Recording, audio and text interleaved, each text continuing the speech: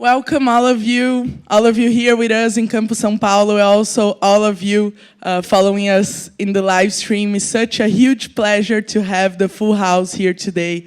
We are in the opening week at campus, so it's such an honor to host Jacquelline here with us. I'm going to introduce you in a few minutes, and I'm going to say why it's so special for us to be here.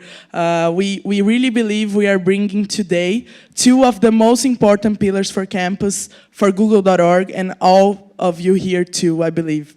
The pillars are the diversity that we find here in this room, so we have a lot of women's leaders in your community, and also the impact that we can generate through technology. So if we put these two themes together, it's such a great day for us. So that's how I'm gonna host here and introduce Jacquelline Fuller. Please come to the stage.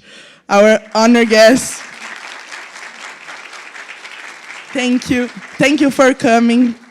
Jacquelline is here in São Paulo with us for a few special motives. So she's going to tell us a little bit more about it. And I think many of you already know her.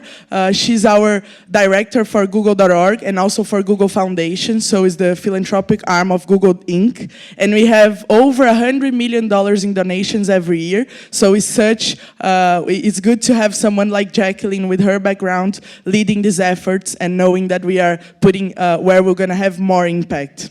So Jacquelline, just to start, I'll make a few questions and then I will open for you guys in the audience. To start, Jacquelline, can you tell a little bit about the GIC, the Global Impact Challenge? That is the reason you're here in Brazil this time.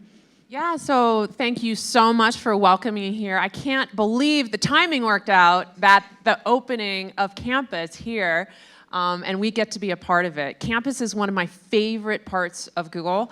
And right before this, we were brainstorming all of the connections that we can have between the entrepreneurs who are dedicated to social impact, such as the Impact Challenge winners, and all of the fantastic programs and connections and community for entrepreneurs through campus. So we're going to do great things together in the future. It's so good to be here. Stay tuned. Stay tuned. No, don't stay tuned. Come be a part of it.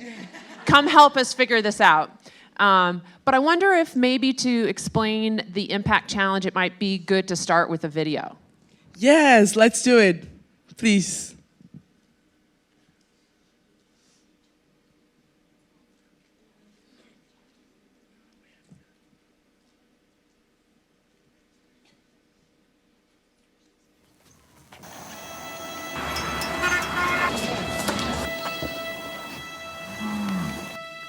Hi. Gaga. Ei, você. Você. Você que se preocupa em fazer a diferença. Você que se pergunta por onde começar. Eu te entendo. Às vezes é difícil saber qual é o nosso papel no mundo. A gente sabe dos desafios das nossas comunidades. Eles estão ao nosso redor.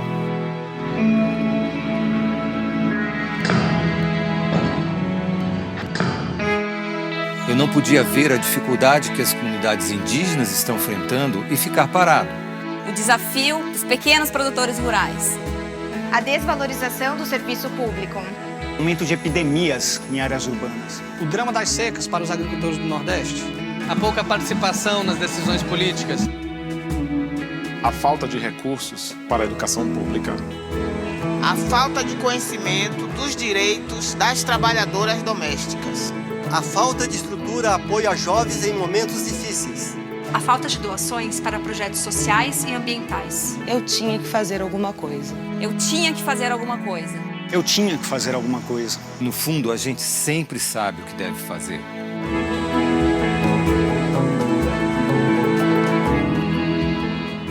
Você pode ajudar a mudar essa situação.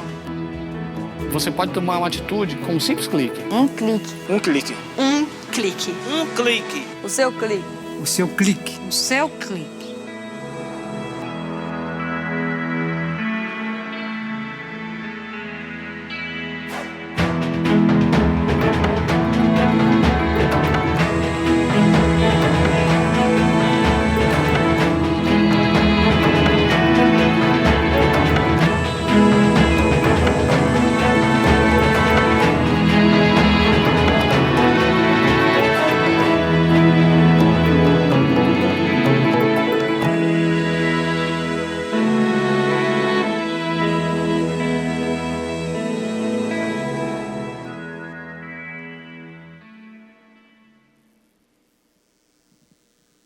Awesome. Well, I'll share a bit about what is the Google Impact Challenge that we just concluded. I want to point out the folks in the audience who actually made it happen. So Sasha, Mari, Kevin, where's Micah? He's probably working on his computer in the back.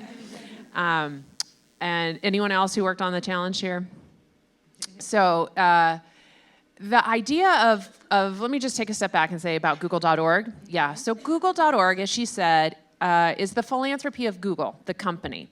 And we fund about 100 million around the world every year.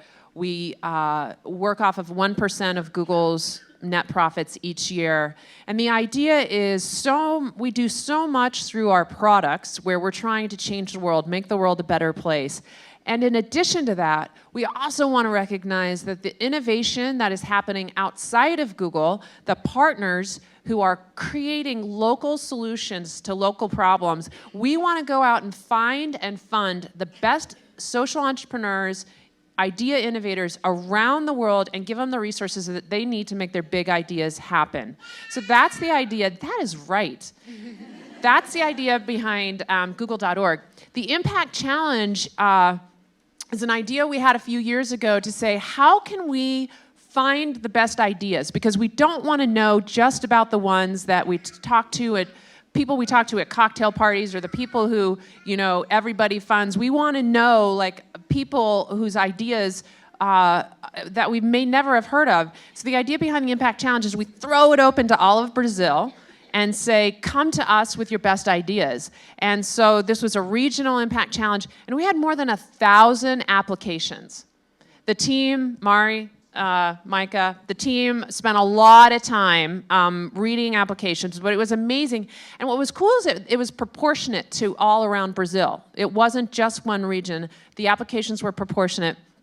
And then we bring it down to 10 and have judges. Regina Casé, Marta, Adriana Varejão, e Denise Misni, várias mulheres poderosas. A lot of powerful women in the judge panel. Indeed. And came together and heard the pitches, heard the entrepreneurial pitches, asked questions, grilled them, and then we selected winners, and then the public also voted. Did anyone here vote in the Impact Challenge? Oh my gosh, why am I explaining this to you guys? You should be explaining it to me. So congratulations, Brazil, because you broke all of our records. We had more than 1 million votes. More, can we just way to go, Brazil. It was fantastic, more than 1 million votes, and that means, 1 million times that people are looking at these entrepreneurs, looking at their ideas, being inspired by them, and also thinking about how can I come along inside and help. And there's a limit per person to vote, so we know that a lot of people voted. Yeah, that represents a lot of people, yeah. So the GIC is the Global Impact Challenge is one of the ways that Google find to go after these big ideas in each country. It was the second edition in Brazil, and we are waiting to hear news when we'll have the next one. But as we wait, can you tell us a bit more of other projects that we already funded in the past and that have women as leaders on this project related to tech or not, the ones that you can remember? Yeah, it's interesting about female tech leaders, whether you're talking about a business oriented organization or a social entrepreneur, social impact aimed organization. Some of our best and brightest and most creative leaders are women, but I'm sure I don't have to tell this audience to know that female funders are much less likely to get funded by VC funding in particular. So what we see in the Silicon Valley, and they recently actually came out on data on this where they did a blind study where they had male and female, they read the same script, they did their VC. Did you see this data? It came out, the update was only like a month ago, and exact same script, and the female founders were like 20% less likely to get funding. So it's real, this bias. But what we have found is that a lot of the ingenuity that's happening in social sectors with female leaders. So we've supported people like Nithya at Next Leaf Analytics, which is working on refrigeration around vaccines. Someone like Jen Palka, who runs Code for America, who's trying to think about how do we get the best and the brightest of our tech leaders to help solve governance issues, which was also a big theme of the winners at the Impact Challenge for sure. People like Leila Jana running Samasource. So both, in the US and abroad, we have a ton of female tech leaders. Yeah, it was great to see a lot of women too in the winners of the Impact Challenge yesterday. So we are so proud. And a lot of those, I have to say, it's interesting if you look at where the judges were from reading applications and then where they were after the pitches, I think the women kicked it on the pitches. Did a great job answering questions, were just on it, had their metrics, were down. We do our homework, right? Yes. Okay, but it's good also to have men as our allies, I think, in all this path, Jacqueline. So how do you see this happening? You could see in your professional life, or maybe for all these organizations you said, how can we be as better as you can be to have the men as our allies? I mean, here's the thing. At Google, we have challenges with diversity, being as diverse as we want to be as a company. So, for example, we're 70% male. Our leadership's about 85% male. So there's no way that the 15% of us female executives are going to make this happen, right? It's only going to happen and get better if our allies, males, come and help stand and make a difference here. And the other thing I want to say is, when it comes to this issue, there is, of course, overt sexism, but a lot of time, frankly, it's just cultural. It's just how we were raised. It's just the expectations and the pattern recognition that we don't even recognize, right? It's unconscious bias. So, in fact, has anyone here done implicit bias testing, IAT testing? Oh, okay, this is going to be fun. You guys have to all go home and do this.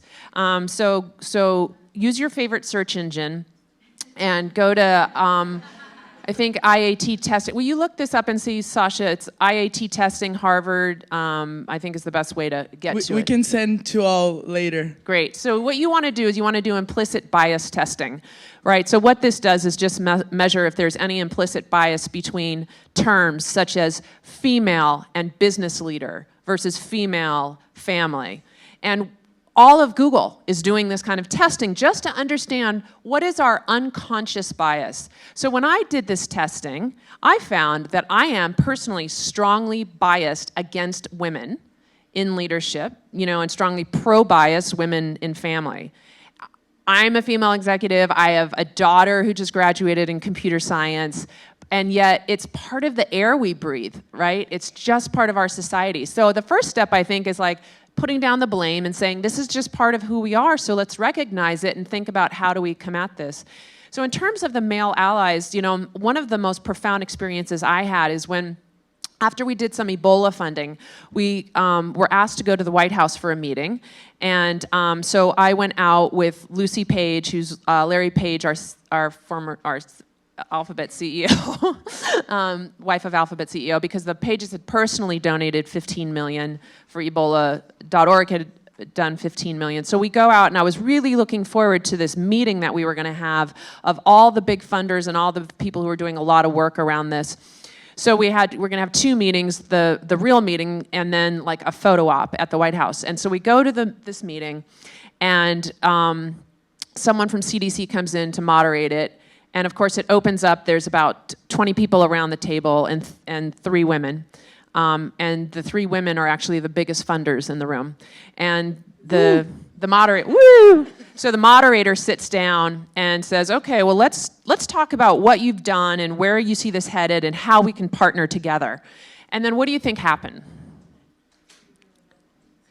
The men just jump in with, well, this is what I've done, and this is what my company's doing, and this is what I think, and they're just fighting all over each other.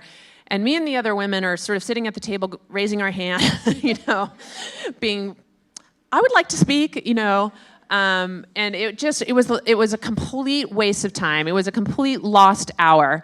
And then after that, we're going to the photo op, and I'm like, well, great. You know, we flew all this way, and we're not going to have anything productive come out of it. We go over to the White House for the photo op. We sit down and do a little bit of a pre-meeting before the photo, and a different guy comes in to facilitate the meeting, and so, again, says, okay, I want to hear what you guys have done, what you think is what we should do, how you're going to work together. And I'm like, oh, God, here we go again. And again, the same thing happens. The guys jump in. But this moderator listened for about 20 seconds and said, got it. What are you doing? And heard you. How about you? Okay, who's the biggest funders here? Right, Gabrielle, you have the floor. I want to hear what you think. And moderated that hour, made sure everyone had a chance to speak. When people were going on, cut them off, whatnot. So male allies like that who know how to run a meeting and are aware of dynamics can be so helpful. And I hear a lot of times, like, I just don't have time to like think about all of that. I'm like running my business or I'm doing my thing. It's too distracting. It's like another thing you're throwing on top of me. Well, who do you think it was who ran that meeting? It was President Obama. So, you know, if the President of the United States has time to make sure that he's running a meeting and being aware of gender dynamics and making sure that the right voices are coming on so we can have, that meeting was so productive. That was the most productive thing of the entire time. I'm glad he's the president. Great. It's good to hear about that this happens in all levels. So we have to pay attention and just be self-aware and take our space wherever we are. Okay, so Jacqueline, moving just a little bit for your, I think we all want to hear a little more about your personal experience. So back when you're a young speechwriter, did you always thought of moving towards philanthropy, or did you thought about being a public figure like on the government or something like that, or did you just happen? Believe it or not, I did not, as a little girl, think to myself, when I grow up, I want to work in corporate philanthropy. So I think like a lot of us, I took a lot of diagonals in my life, just following my passion, following my skill set. I started actually in college thinking that I was going to do nuclear disarmament and be an international diplomat and work on those issues, but I had sort of an epiphany. I had been volunteering in the Watts neighborhood of Los Angeles, doing community development, and I just thought, you know, there's a lot of challenges like nuclear disarmament, but I think that those issues are going to get taken care of because, frankly, they affect the rich. There's a lot of problems affecting our poorest and most vulnerable and our most disadvantaged, and you know what? If the best and the brightest don't go into those areas, who's going to solve those problems? So I did a complete shift. I changed my major from arms control to urban poverty and public policy my senior year of college. My parents were so thrilled. And I was dating a guy at the time who was going to be become my husband eventually. He was teaching in the inner city, and we said to each other, we're committed. We're going to work on issues of poverty our entire lives, right? This is what we want to do. Oh, when you're young and ideal, you know. So I went, and where does one go when you're thinking this? You know, the government. I'm going to go work for the government. So I started working with the U.S. government, ended up being a speechwriter, and then I thought, okay, I need more training. I need to get smarter. I went and got a master's in public policy. I took a season where I was home with my kids for a few years, and then when I was ready to go back full-time, I heard about this little philanthropy that someone was starting in Seattle, where Bill Gates had said in an interview, I'm going to give away all of my money, and I'm going to give it away to help the poorest of the poor. And I just thought, I'm in. I can help you do that. I'm not sure how, but I can help you do that. So I started with the Gates Foundation when it was only fewer than a dozen people, and stayed there for 8 years. And at the end, it went from like $50 million to $50 billion that they had in their corpus. And then I heard about Google.org was starting up, this crazy little company that, I don't know, did something with search. I wasn't entirely sure that they did anything outside of that. But they had this audacious idea that the company was going to be as serious about its philanthropy as it is about its business. And it was going to try and approach philanthropy in an entirely different way, using the best that Google could bring to bear and the technology prowess of the company to try and make real change. This is awesome to hear that you're here with us. But tell us a little more. I know that Bill Gates and Melinda, they just set the tone for the US richest people so they could see, oh, it's possible that I donate a lot and then I make a huge impact and I'm still rich, so let's do it more.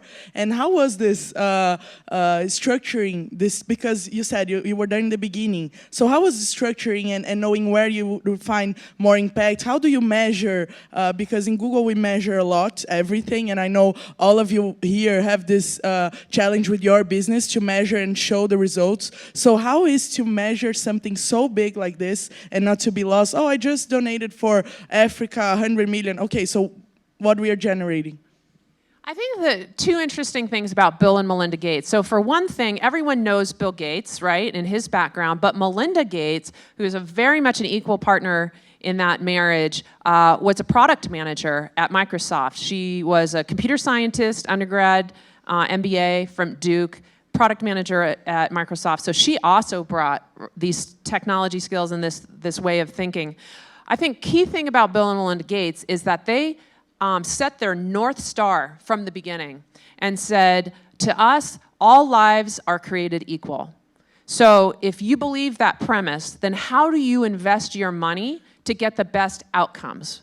And that quickly led them to global health and global development because they saw that these diseases like malaria and dengue and tuberculosis were killing poor people, lots of people, including lots of poor people around the world, but there wasn't the market forces that were being brought to bear to take on those issues. So one is I think they had a very clear North Star that was based on a value and they kept with it. Consistently. I think the other thing is being scientists themselves, technology-minded, they absolutely wanted to look at data. So we did all of our analysis based on what's the morbidity, what is the mortality, what is the disability-adjusted life years for every single one of these diseases, what are the potential tech breakthroughs that could change that, therefore, who and what are we going to fund?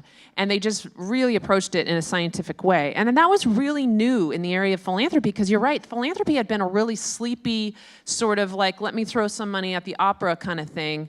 So I think they also brought a new energy. Great. And well, just to wrap up my questions here and then open for you guys, we have a lot of leaders of the community here today and trying to make an impact and in our cities, in your organization. So if you could give advice like of, oh my God, how can I move forward? How can I have more impact? Could be anything, but what do you want us to take?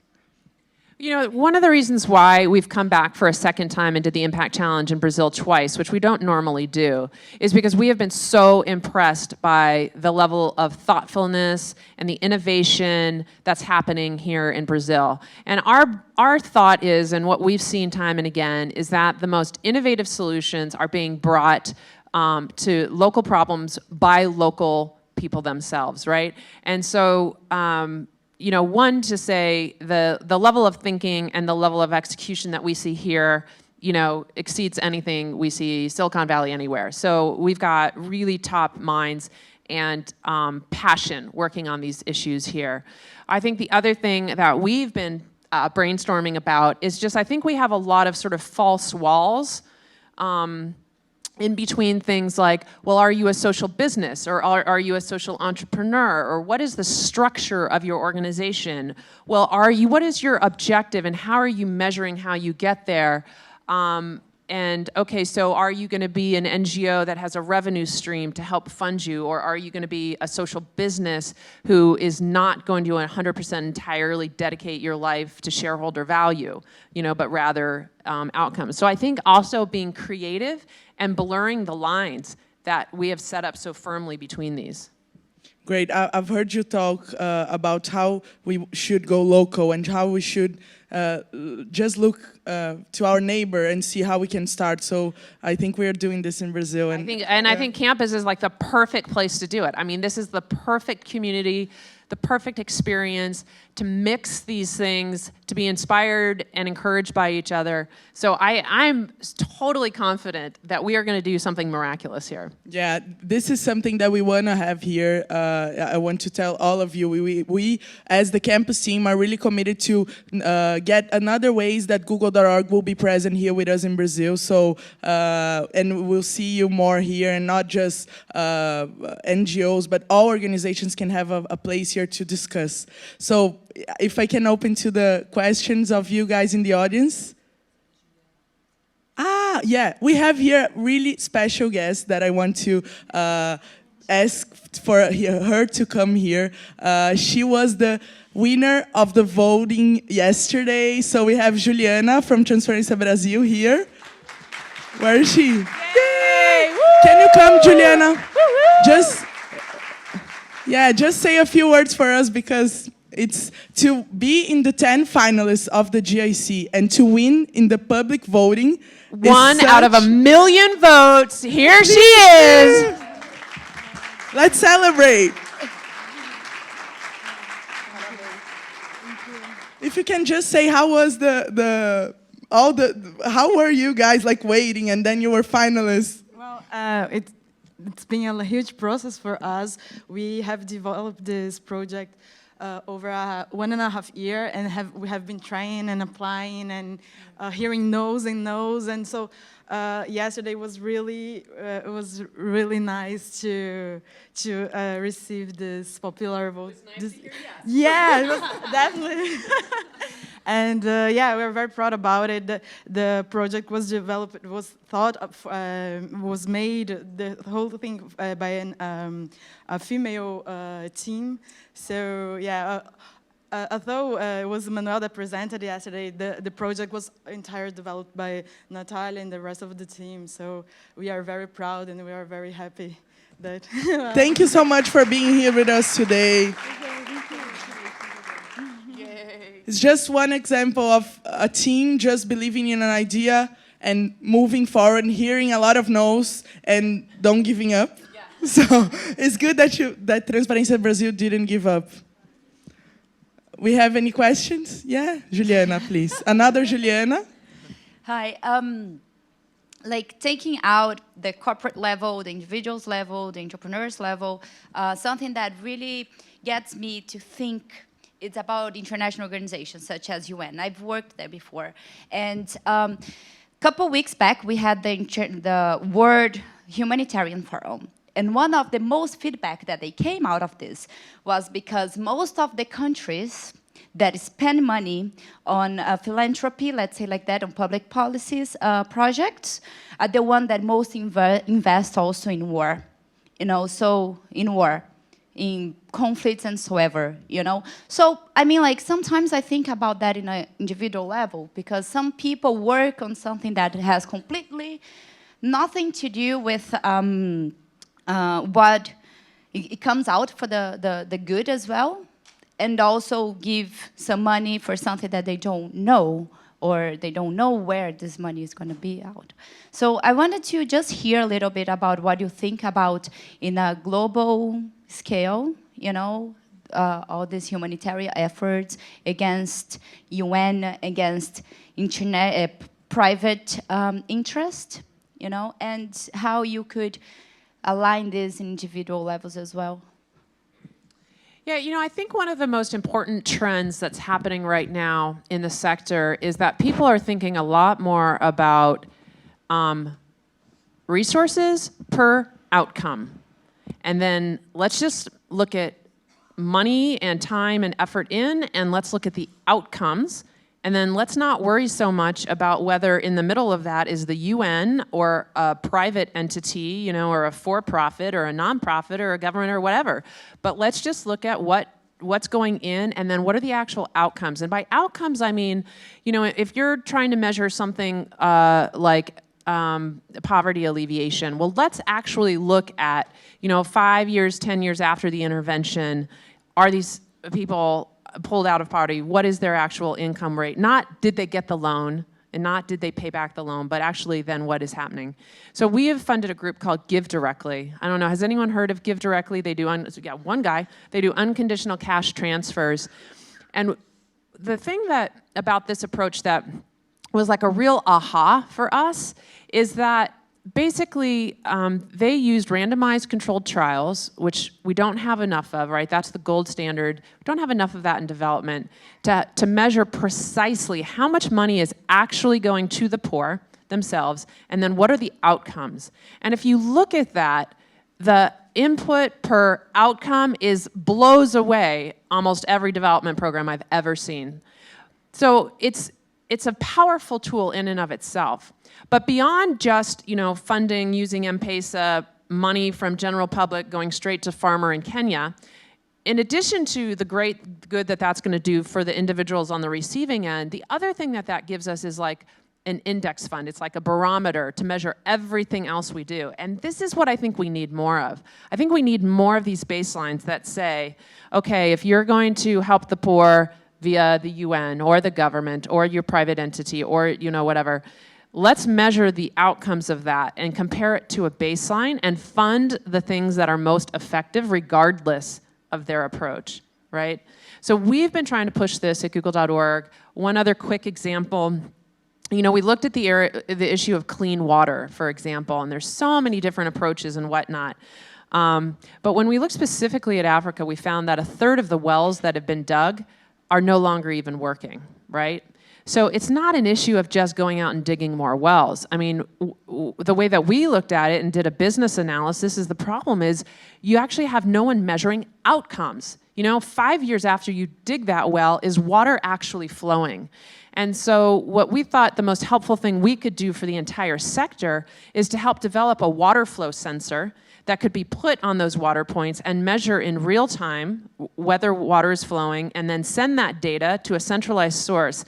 And here was the kicker. When we were looking for partners to do this with, we wanted a partner who was willing to publicize that data on their web regardless how bad it is, right? And so Charity Water said, we'll do that.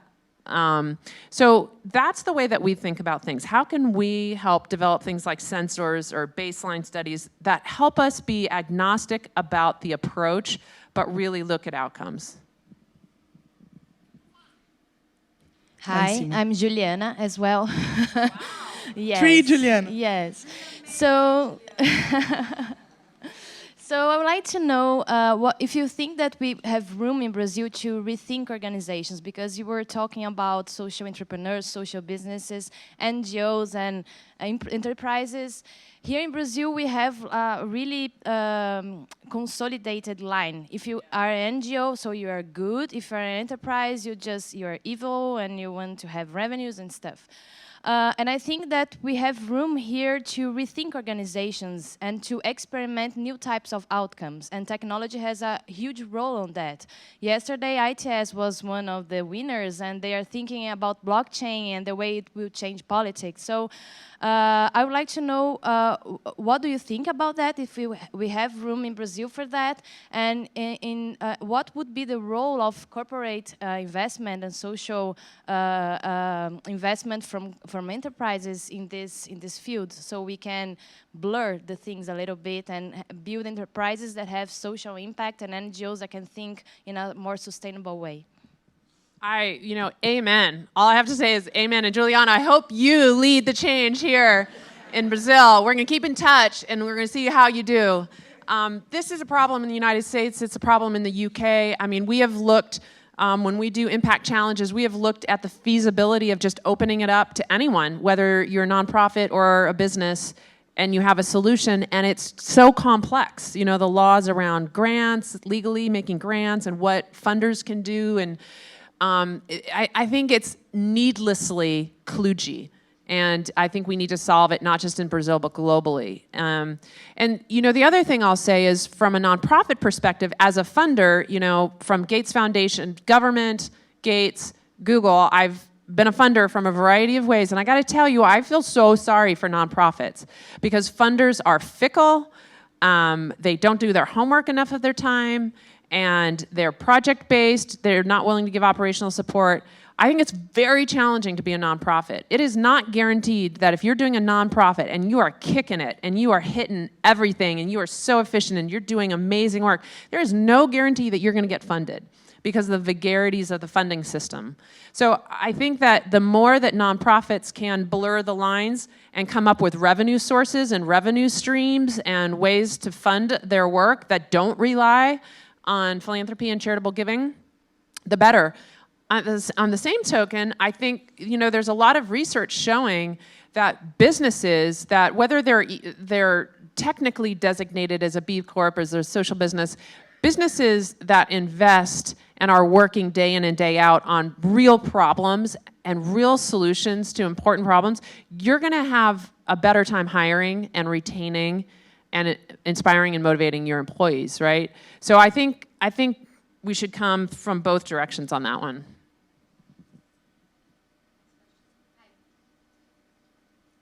Hi, how are you, Jacqueline? My name is Luciana. I actually started my career together with Google here in Brazil. I'm a Kellogg MBA and founded a company dealing with recycling here in Brazil. So my question is, you are looking at a lot of organizations that have received funds from Google.org in Brazil and worldwide. And I know probably you guys are trying to go towards solutions that are based in technology. A lot of organizations are dealing with education or health. So I wonder if you guys are seeing, through Google.org, a trend in the donations and grants that you guys are seeing in other countries. Is there any type of problem that organizations are trying to deal with worldwide? What is the trend that you're seeing? Well, I'll tell you, the trend we saw at the Google Impact Challenge Brazil was, if you look at our finalists, a lot of them are around governance and civics and how do we... We are tired. Oh, that came across very clear, right? That is definitely part of the zeitgeist here in Brazil at the moment. But I got to tell you, coming from the United States, we are very dismayed at our political system. And, so we need solutions as well. So I think one of the trends is definitely around the area of civics and governance and thinking, how can we do this differently in the 21st century? There's got to be a smarter way for us to debate issues. There's got to be a smarter way for us to allow crowdsourced involvement at a real level. There's got to be a better way of holding our politicians accountable. So I think that is definitely a strong trend.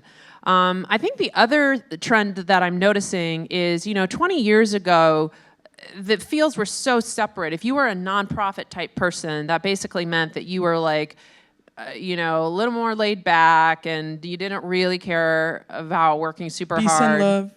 Yeah, peace and love. And, if you were a business type, that just meant that you were hard charging and your goal was to be on Wall Street and you didn't care about people. And I've seen that trend change over time too. And when I talk to young people now, who, the millennial generation, it's interesting, one of the defining characteristics is that in terms of what's important to them or what they value, it's so much more about spending their time wisely and investing their time in things that really matter to them. And we see this at Google in terms of our hiring and when we do surveys about what's important. And salary up to a point is important, but after that, it's like, what am I going to be doing that's going to help make the world better? So I think that's a very strong trend. Hi, my name is Marielle. Thank you for having us here, Fernanda and Jacqueline. My question is around, so a little bit of a background about 4 months ago, I started a social entrepreneurship initiative here, focusing on unemployed women, teaching them how to code, how to program, and giving them entrepreneurial skills so they can also start something on their own. And I think that the 10 NGOs, the 10 programs that were finalists were great. I've been working in environment and social issues with the World Bank for 10 years, and I actually worked with 3 of them. So I think it's amazing. My question is more around smaller initiatives, such as Reprograma, the NGO I started. And there's many of us actually doing similar work focused on women and technology. So my question is, are there any other initiatives that Google.org funding opportunities that you guys promote, that you guys are aware of. And maybe not only funding, but I think I speak for many of us, if there are other opportunities with regards to operational support, technical advice, and other kind of support such as that. Thank you. Yeah, well, congratulations and thanks for the work that you're doing and your comrades in arms there who are all dedicating your lives to these. It's a powerful group there. Yeah, I can tell. They're a little intimidating, actually. So I'll give you the good news and the bad news, right? I'll start with the bad news. The bad news is the way that Google.org is set up is we don't do a lot with smaller entities or organizations. It's just not the right thing for us to do given our cost structures, frankly.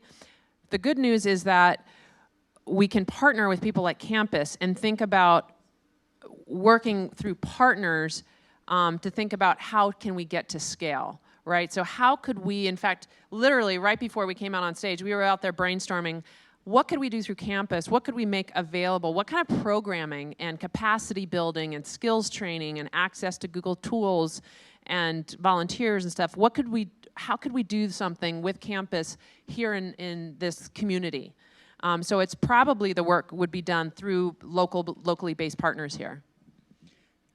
This is a good news, a really good news, because we are committed to that. And we are open just 2 days, guys, and we have so many ideas, and we need all your help from everyone here to decide and move on and see how we're going to do it. We're not going to do it alone.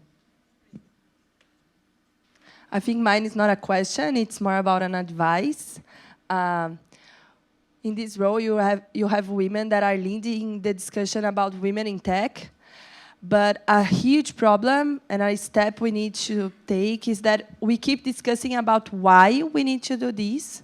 All the companies just keep asking me, like, why we need to put more girls in the tech field. But I think we are ready to move for the how discussion. I feel that United States at Google, they already moved it. You are already discussing and testing how to do this, how we can make computer science different, how we can teach this differently, how we can discuss unconscious bias. But here we keep discussing why. So you have any advice for us to move this discussion and be allowed to try whatever we want to change this situation? I mean, I think you're already doing it, which is sometimes you just have to bypass the whys. And, you know, a lot of times you have to discern, are we having this conversation because you're actually very interested, and if I convinced you, you would change your policies here at your company and you would, or are we having this conversation just so you can put up a wall of of justification why we don't have to change anything? And if you're knocking on that door, stop knocking, right, after a certain point. And it sounds like you're already doing that, and you're already moving straight to the how. So I'll give you one example that we learned from some of our partners. When we looked at the issue of getting more women and underrepresented minorities, particularly people of color, into programming, and specifically being software engineers, you know, I'll just take 1 second to talk about the why that's important. If you look at the products being developed right now in Silicon Valley, you know, it's all about getting meals delivered to wealthy professionals. It's all about someone driving by and picking up your laundry for you. It's all about, you know, there's like 18 different dating apps, right, Sasha? Kevin, how many are there? My team tells me there are lots and lots of dating apps. And, you know, someone had a joke that everything that's being developed right now in Silicon Valley is basically applications to help 25-year-old boys replace their moms, right? And that's that is what happens, though. Like, it's human nature that you work on the problems that you know about. You work on the things that are important to you. And so if you have a monolithic group who are the builders and the creators, the engineers, the product managers, they are gonna work off of what they know and the problems that they care about. And you know what? We're gonna get more dating and laundry and food delivery service apps, right? So diversity is important because you want people with a full range of experience, with a full range of needs, a full range of representing the business opportunities at the table, actually creating the products. So that's just 1 second on the why. So put morality aside, just from a business perspective, that's why it's important for companies like Google to diversify in our tech. Now the how, You know, here I think sometimes actually we make it more complicated than it needs to be. I'll give you one example. So my daughter is at Barnard, Columbia University. She shows up for her computer science class. It's the first one. She texts me from class and she's like, Mom, I'm so excited. It's 40% female in my intro to CS class. It's like, great, this is gonna be super. After the first semester, half of them dropped out. And then you have to take the next course, and after the next course, half of them dropped out. So we can teach coding to third graders all we want, but if these women showing up to college who are math ready, interested in CS, are still disproportionately deciding this is not for me and dropping out, we gotta fix what's happening in college. And so when we looked at that problem, what we realized is there's so much wrong about how CS is being taught. That is not rocket science at all, and it's so easy to fix. It's things like, what is the problem sets that you're working on? And if you looked at Columbia, for example, it's things like their problem sets were all how to get rich on Wall Street. You know, like gaming the stock system was their first problem set. The second one was poker, right? So my daughter's never played poker, so now she has to go learn how to play poker just to do the problem set. And when she did the problem set, she put the bid or the ante or something in the wrong order because she didn't quite understand the game. And the professor gave her 0%, you know? And you can't survive getting a 0% on 1/10 of your grade, right? So it's stuff like that where you're like, okay, this is not rocket science. So I think on the how, we have found that a lot of our partners like NC WIT are looking at what's happening at the college system and just making the changes and the tweaks to say, there's nothing that makes someone a better programmer by teaching poker in the first semester rather than something else. So a school like Berkeley, for example, changed their intro to CS, and so the first problem set there is about using computational thinking to decrease infant mortality in Kenya. And you know what? Berkeley's graduating 40% women. So it's definitely possible. I actually don't think we have to do these huge structural changes in society and whatnot. I think we can change the dynamics pretty easily. Ana. Hi, good morning. My name is Ana Fontes. I'm founder Net to support women entrepreneurs in Brazil. Today we have almost 300,000 women in our net. That's awesome. Yes, and my question is, we know through research, women entrepreneurs, they have more impact in the society because they are investing in their kids' education today in Brazil. And we have in Brazil more than 8 million women entrepreneurs.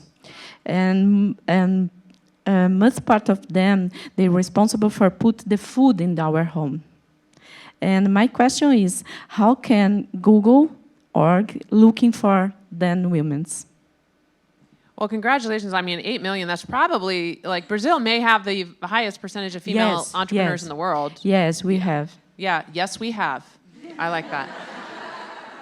So congratulations. I mean, I'm going to open this up to Google Campus as well, because I think the question is, how can Google as a company, whether through .org, Campus as a company, how can we support female entrepreneurs? Yes, I believe we have a lot to do. And I believe that we are not just talking about the big corps, but how to support each one. And I think we should start from the basics. So education, opportunities of network, opportunities of connection. So this is why Campus was built. So I think, Ana, you should have your office here.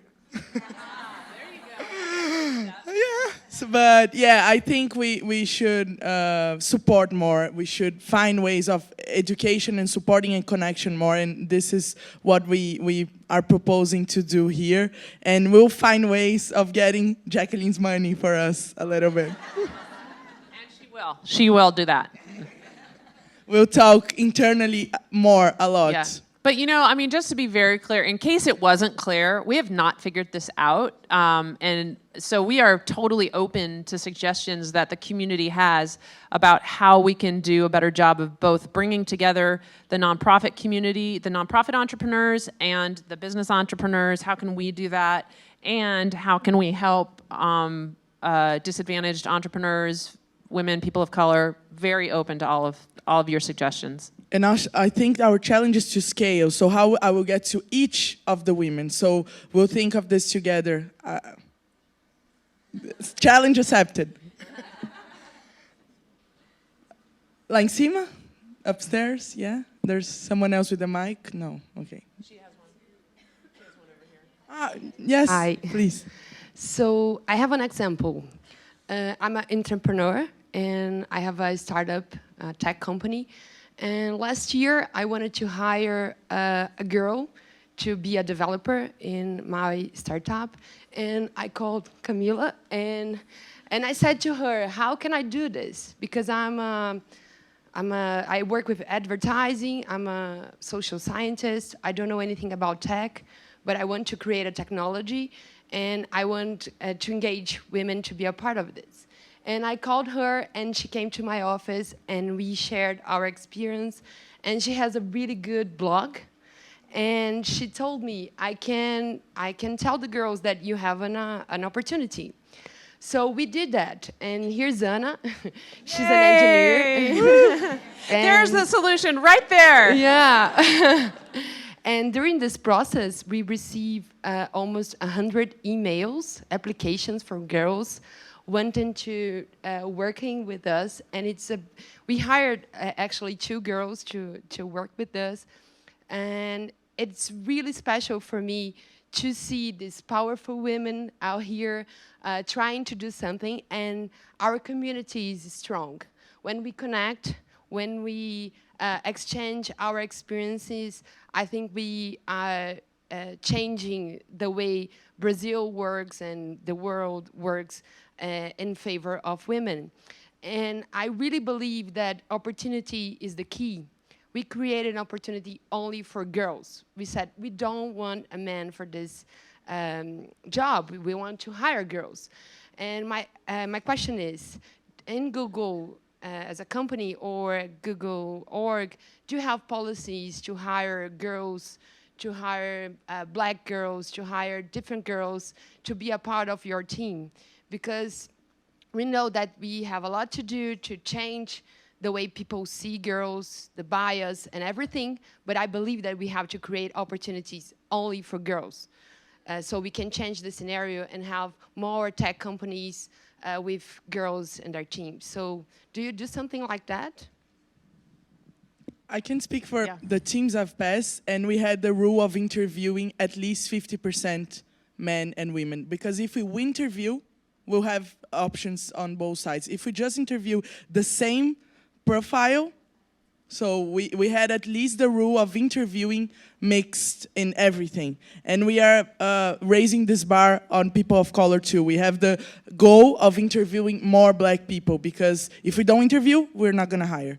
So the teams I've been at Google, they have their rule, and I would love to hear about .org or other teams. Yeah, we have a whole diversity team at Google who is taking this issue super seriously and is trying to be creative and think of new ways of approaching hiring. I mean, it's interesting because you know, it would actually be illegal for us to send an email saying we want to hire and we will only hire a female. Yeah, that would be illegal because that would be discriminatory.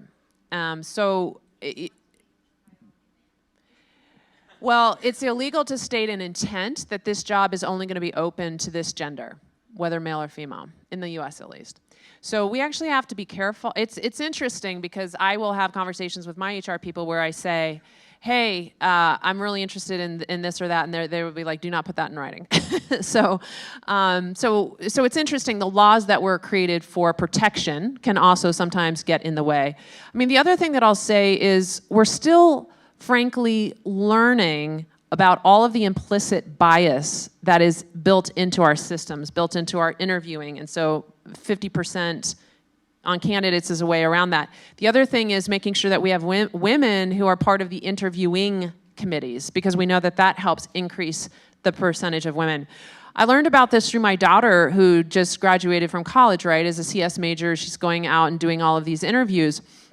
And I learned a couple interesting things. So for example, there's one unnamed tech company based in Silicon Valley who went to her college to recruit, And I said, hey, are you applying at X, company? Because it's, kind of aligned with what your interests are. And she was like, no, they sent all programmers to the event. And anyone who sends an all-male team to recruit is not a company I want to work for. So it was interesting. I was thinking to myself, like, well, that was stupid, why did they do that? But so there's just some obvious things. But it's complicated. I'll give you another example. So one thing that Google has done recently is, you're all aware, I'm sure, of the studies where orchestras were all predominantly men, and if they did the interviews where they were just listening and watching them play, they selected disproportionate men, and of course they were all like, oh, but this is all merit-based, right? This is all about who's the best musician. And then they just put a curtain down, and immediately the percentage of women, shot up, right? Because if it was really just based on listening without the bias of visual, so we've been trying to do this at Google with our programming tech interviews.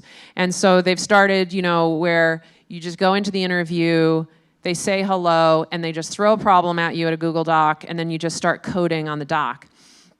And this was designed to reduce bias and be more friendly to women. Ironically, talking to my daughter about her interview process, because she's got... she's already sort of bringing this imposter syndrome and this fear and this a lot of negative experiences from her 4 years at a program that when she was a freshman graduated 11% women out of their CS program, 11%. Getting thrown into an interview where someone doesn't even say hello or say your name or acknowledge who you are and just immediately say, here's your problem, start coding. She froze up and she hated that approach.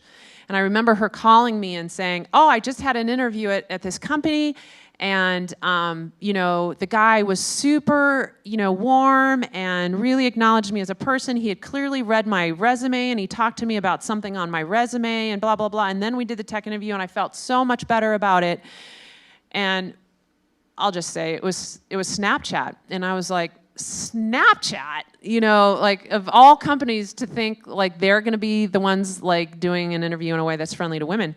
But all of the experts would tell you, right? All of the experts would tell you that style of an interview has much more room for bias than a just get thrown into a Google Doc. And yet,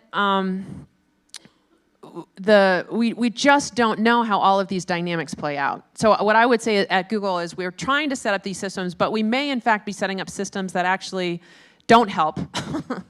And so what I would say is we're all still learning how to do this in a way that helps us find the caliber of programmers that we need, and we have definitely not figured it out.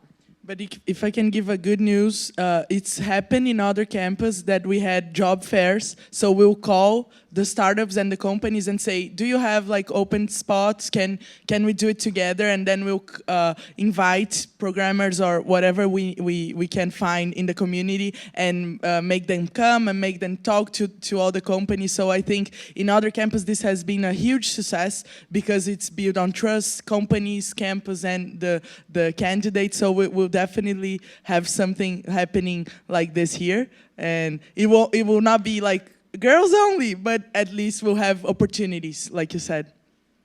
I think we have room for one more question because we already have passed 10 minutes from the time, and I know Jacqueline has a schedule, but it's we wanted to stay here for more time for sure. Hey? Okay, I'm Renata, and I work for Natura, which is a company here in Brazil, cosmetic company, but really focus on sustainability. So my question is more related to how Google Org works. What is the strategy? How do you choose, if you have focus on specific countries or specific challenges, social challenges, or is open and broad, you choose? And when you say sustainability, are there particular issues within that you mean? Yeah, biodiversity, diversity, waste, water, everything. And I would also know more how you integrate the Google Org strategy to Google's strategy. So how you connect to business, because Alphabet is the most valuable company right now. So it's really powerful in influencing how we develop businesses. So how can you really think about businesses in a really sustainable way and develop sustainable business models if you influentiate them as philanthropy to reinvent the way the company thinks about businesses and to be more like... No, you're absolutely right. With a company like Google, it would actually be silly for us to focus on philanthropy and giving grants to others if we weren't first taking care of our own footprint, right? So when you think about Google, by far and away the biggest issue for us when it comes to sustainability is our data centers and making sure that our data centers are as energy efficient as possible, because we can do so much more for the environment by making sure that we're a leader there and reducing our carbon footprint than we can by giving, a couple grants to the WWF. So our team that works on that issue has done a few things. One, we started out with our own data centers and just rebuilt them from scratch, right? So we developed our own, for example, servers, because we thought we could develop them in a way that was going to be much more efficient.